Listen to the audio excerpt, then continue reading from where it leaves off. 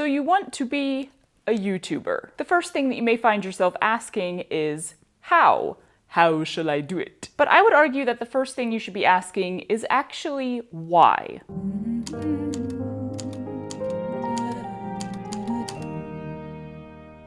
I think it's important to note that when I offer advice to YouTubers or potential future YouTubers, I'm offering that from my own perspective, and I'm offering it to people whose overall goal is to grow on YouTube. I like that specific terminology because it's not that you want to blow up, it's not that you want to make money, it's not that you want to do this as a full-time job. You might want all of those things, but wanting to grow on YouTube encompasses all of those things while also including people who maybe just want to build a community or want to do this on the side, you know? There is a group that this terminology, wanting to grow on YouTube, does not include, and that's actually on purpose because I don't think this group needs any advice. YouTube is interesting in that there is no barrier to posting. You can post videos here whenever you want, however you want. I mean, obviously there's like some guidelines out there, but you get my point. So if you are just posting a video on YouTube every now and then,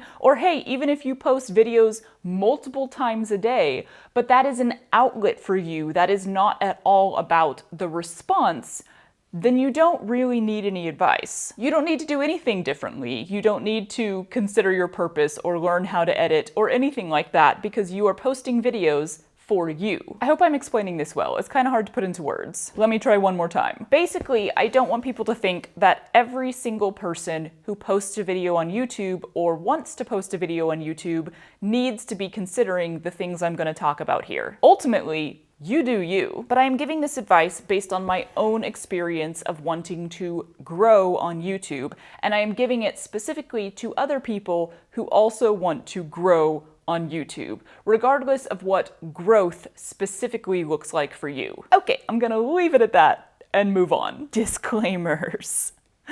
Always so many disclaimers. The first thing that I would recommend considering if you want to start a YouTube channel, or even if you've already started a YouTube channel, is what your motivation is. Why are you starting a YouTube channel? There's no wrong answer here, and it's best to be honest with yourself about your motivation.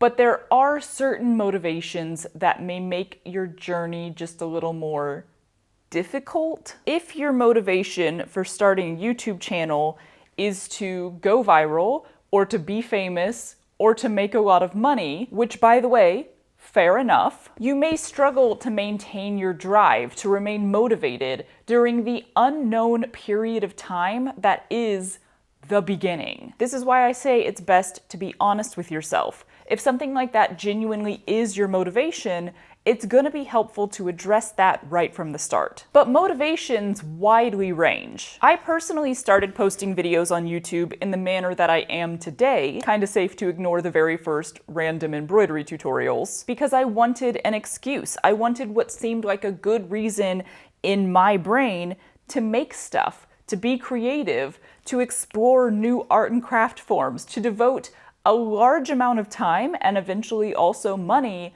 to being creative. And this isn't exactly a great motivation. Like, it's not something I would recommend because people should get to devote time and energy and money to their artistic and creative endeavors without having to justify it by turning it into a job. But that is the reality of my personal motivation. Your motivation may not stay the same either. You aren't locking yourself into one thing forever by considering it here at the start. Nowadays, my motivation is still partly the same.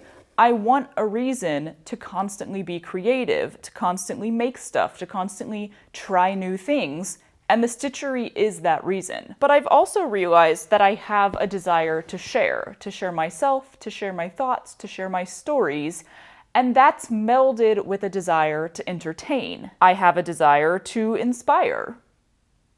Desire to inspire. I have always wanted to help other people achieve their dreams and goals, or just try new things, get excited about something, discover a new love. I also discovered that I don't really have a desire to educate, and that's influenced the style of video that I make. I would rather inspire someone to go learn something new rather than teach them that thing myself. And finally, probably the most recent discovery I've made is that I have a desire to help people love themselves, be proud of themselves, and be comfortable with themselves. So, that's a lot of motivation. You don't have to have that much. It doesn't have to be that complex. Though if it is, it might help you discover what kind of videos you want to make, what you want your channel to be and to share. But back at the beginning, I didn't have all of that. I wanted to make videos because I could potentially earn an income of some size by trying all the crafts and arts I'd always wanted to try. And in my brain, that justified the amount of time and energy and effort I would have to put into learning and trying those things. What's the point of considering your motivation? Why should you answer the question, what do I want in regards to your YouTube channel? Because it somewhat tells you what you should do. And when you're the only one in charge, when all of the decisions are landing on your shoulders, anything that helps you figure out what you should do can be super useful. My original motivation gave me a basis for what type of videos I would make, although, quite frankly, it was a pretty big basis. All of those other motivations that I've sussed out over the years have helped drastically in narrowing that basis down and pinpointing my style. But if I wanted a justification for making things, then that meant I needed to make videos about making things. Elementary, right? And if I wanted to be trying new things that I had never done before, that meant that I couldn't be doing tutorials or educational videos. I had to do explorations, project vlogs, come along with me while I try and fail and sometimes kind of succeed stories. I phased out my embroidery tutorials as I phased in these project vlogs. They're literally intertwined for like a year of videos. But if I had started my channel already considering what my motivation is, I never would have bothered with the embroidery tutorials. I don't mind that they're there, one of them got me monetized, but that isn't what I actually wanted to do. It's coffee break time. So this is why I say consider your motivation, because if your brain is going, hey, let's make YouTube videos, and you don't explore that more thoroughly, you might end up making a bunch of stuff that you think you should make based on what you see other people making, but you don't actually like making. And while you can learn from that experience, or even benefit from that experience, I certainly did,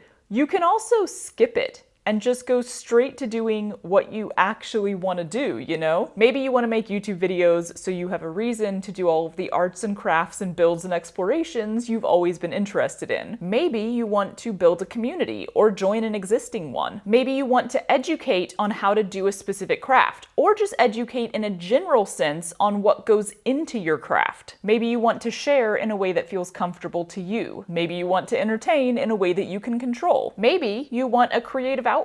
The video creation in itself might be that outlet for you. There are so many possible motivations for wanting to do YouTube, and you may even have more than one, but I do recommend seeking out your main one, at least there at the start. And yeah, maybe you want to make money. Maybe you desire an income, an extra or even main revenue stream. I don't think there's any point in pretending money isn't on the mind. It's a huge motivation for the bulk of human beings, me included, and it doesn't really make sense to pretend otherwise. But I'd hope for you that money is not your main or only motivation, because when it comes to content creation, you are not at all in control of when the money comes in, how much money comes in, or how consistently the money comes in. So you need something else to keep you going in that unknown period of time where income will not factor into your YouTube career. If money is your only or main motivation, it's gonna be real hard to power through that and actually keep going. Also, let's be real, I wanna make money doesn't really help you figure out what to do on YouTube, unless you're in the realm of, I'll do anything to go viral, in which case, this is not the advice video for you. What is it that you make? I'm giving advice specifically to the maker community on YouTube, to people who want to make videos about making stuff. So let's get specific. What your niche within the maker space is will affect not only your video style, but also your ability to make videos. How long they are, how long they take, how frequently they come out, etc. So how long does it take you to do a project? Do you have a pretty quick art or craft form? Is your main niche extremely slow? Are there a lot of various steps to what you do, like say in miniature making, where there's sculpting and painting and sewing and more? Or is it all one thing, like perhaps knitting, where an entire project can consist mainly of one repeated action? Does it take you a month to make a project? A day? A year? If you're wanting to do YouTube, if you're wanting to be consistent on this platform and treat it like a job, even if that's a part-time job or a side hustle, these are all things that you want to consider right from the start. And like all things on here, you don't need to stress about these considerations. You don't need to turn it into some life-altering decision that can never be changed. Everything can be changed. You can completely change your video topics, your channel niche, your editing style, at any time. So don't let these considerations stress you out or keep you from doing the thing. But maybe consider them. Honestly, they might help you do the thing.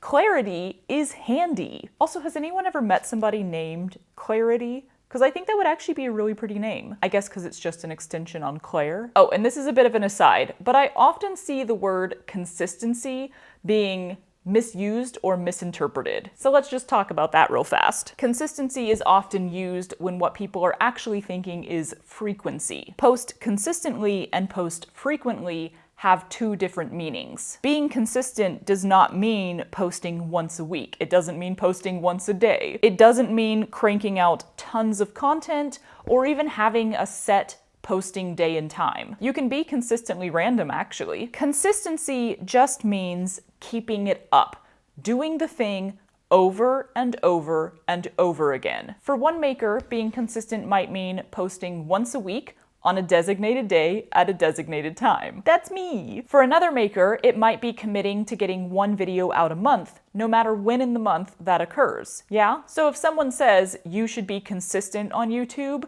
don't panic. That doesn't mean that you have to post once a week. And also, like, it's not even proven that being consistent is actually beneficial every time to everyone, because nothing is beneficial to everyone every time. This is YouTube. Yay! Let's look specifically at slow art forms. There's a lot of them. Even if you have a faster art form, like, I'll be honest, painting seems so fast to me. I recently saw somewhere, like on a reel or something, somebody going like, oh, this painting took me 7 hours to complete. And the tone was very like, yikes, that's so long, it took me 7 hours. And I snort laughed over how incredibly fast that seems to me, because I always have embroidery in my head as like my base core making style, I guess. And I was like, wow, you can create this good-sized,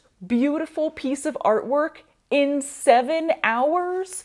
What is that like? Whew. Anyway, even with faster art forms, you still have to take into consideration how quickly or how often you can crank out a finished product. Are you able to paint a 7-hour painting every single day?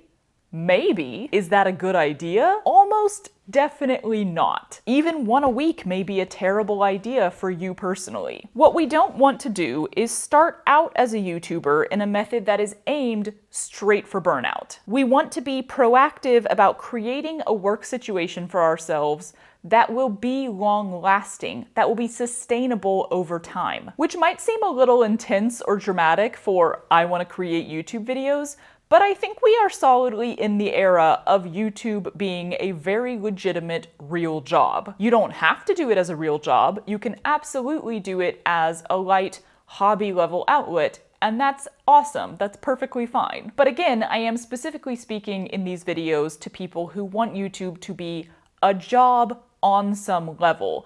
And I don't know why anyone would go into that without treating it accordingly. In my opinion, if you start out without giving any thought to the long term, then that long term is going to be increasingly difficult to keep up. So what are you going to be doing in your videos? How long does it take? And how often are you capable of doing it? What do you do if the answer to those questions is very long and not super often? You're in luck. I have multiple suggestions. Yay. Number 1, you can simply plan your consistency accordingly. I am capable of creating 1 project a month, so I'm going to make 1 video a month. Sometimes the THs, y'all.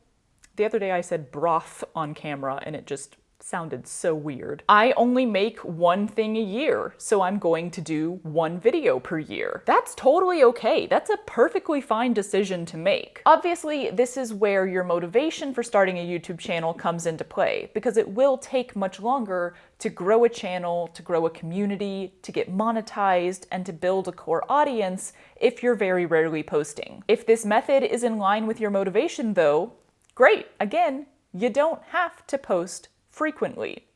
You don't have to. Number 2, you can split up your projects into multiple parts. People say that multi-part videos don't do well. Nobody wants to watch part 2 and 3. And like, maybe this is just my own opinion or experience, but I think that's largely because they're marketing their multi-part videos poorly. I mean, straight away, something I've noticed is confusing thumbnails. If your part 2 thumbnail looks incredibly similar to your part 1 thumbnail, then people are going to assume that they already watched that video and not click, especially if they come out back to back, but even if they come out like 6 months apart. And I'm gonna talk a lot more about thumbnails and titles in a later video, maybe, so I'll leave it at that for now. But you don't have to market your videos as part 1 and part 2 and part 3 just because they are that. If you're doing a large long-term project, like let's say for example, you're building a dollhouse. Miniatures have been on the mind lately. Don't ask me why, I don't have an answer yet. You could make 1 video about that process, and it could be a super long video, or it could be a very overview style video that doesn't go into a lot of detail about the process. But you could also do multiple videos about that 1 project. Instead of putting them out there as making a dollhouse, part 1,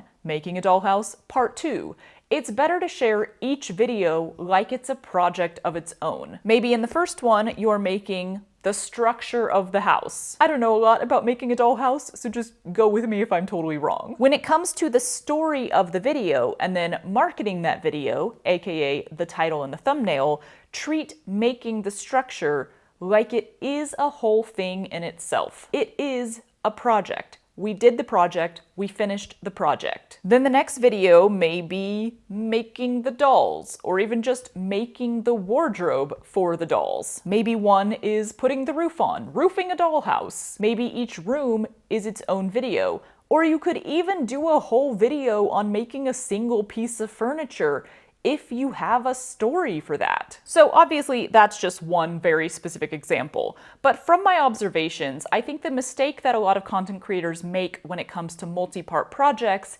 is treating them like multi-part projects instead of treating them like a bunch of small projects that are all going to come together in the end. It is true that viewers, generally speaking, want to see something accomplished, but that doesn't mean that it has to be the whole thing. Celebrate each step along the way. Also, just a little bit of random advice that I would give on multi-part projects. Avoid spending a big chunk of time at the beginning of the video reminding the viewer that this is a multi-part project and getting them up to speed on everything you've already done and everything you're planning to do. Trust the viewer to go watch the other videos if they're interested, or even create those questions for the viewer so they're more motivated to go find the answers and therefore watch the other videos. Try to focus more on the thing that you are doing in this video. If you spend a lot of time talking about stuff that you will not be doing in this video, it subconsciously makes the viewer question